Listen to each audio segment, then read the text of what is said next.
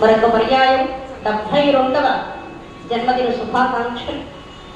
అందరి తరపున వారికి కరతాళ ధ్వనులు వచ్చే మరొక పర్యాయం శుభాకాంక్షలు తెలియజేస్తున్నాం.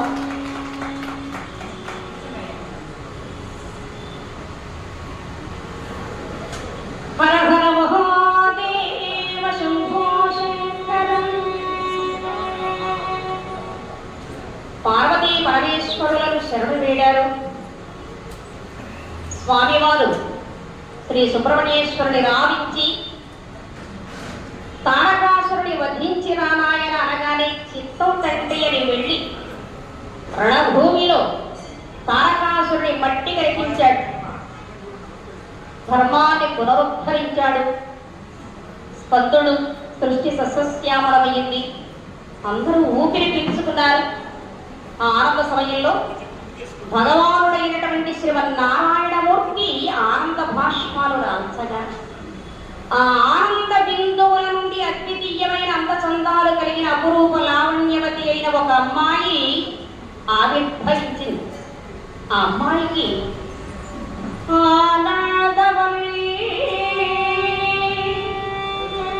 అమృతవల్లి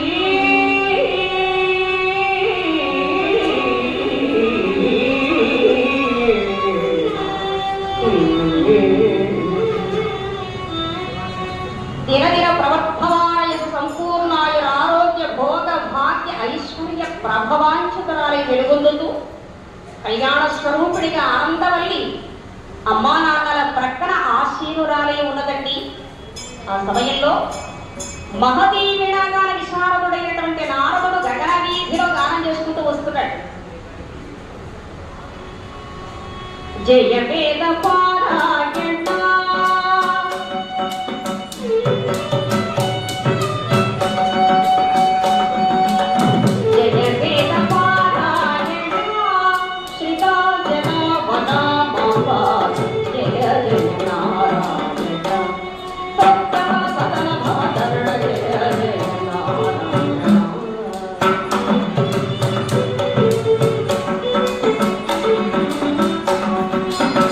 జయ జయ జయ